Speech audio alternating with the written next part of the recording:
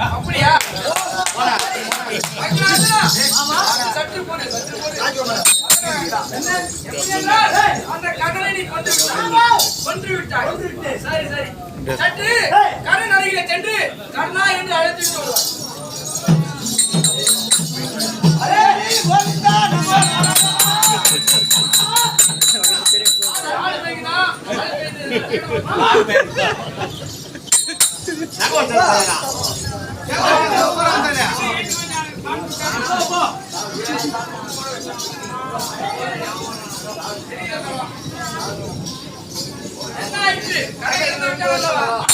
என்ன எதற்காக அழைக்கின்றார்?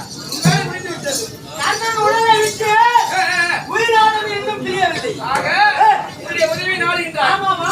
வேலையாக வேண்டும் என்றால் காலை பிடிப்பது, முடிந்து விட்டால் சிகையை பிடிப்பது. உயிர் இன்னும் பிரியாமல் இருக்கிறது. எப்படி என்றால் கண்ணன் உடல் விட்டு உயிர் இன்னும் பிரியவில்லை. காரணம் என்றால் அண்ணன் செய்த தர்மம் தலை காக்கின்றது. செய்த தர்மமானது தலையை காக்கும். ஆமா, அண்ணோட 32 தான தர்மத்திலே 31 தான தர்மம் செய்திருக்கிறார். 31 தான தர்மங்களை செய்துள்ளார். அந்த தான தர்மம் அண்ணன் உயிரை காக்கின்றது.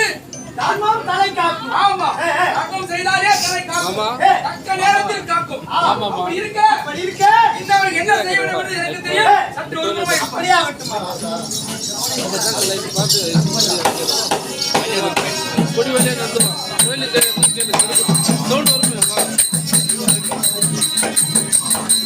முன்னாடி விட்டு ரைட்டு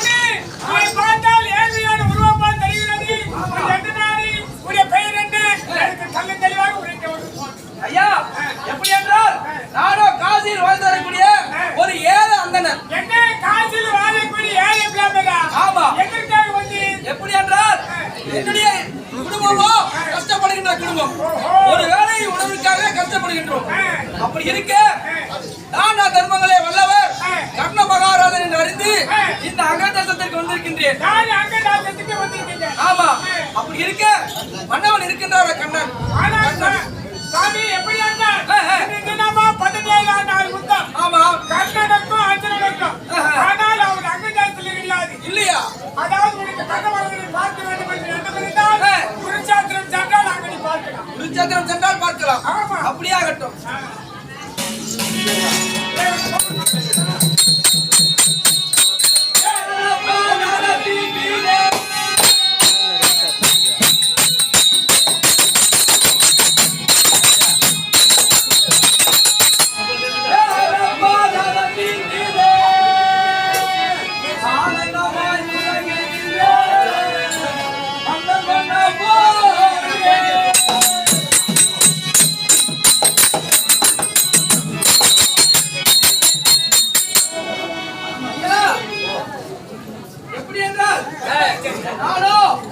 ஒரு ஏழாந்தனர்.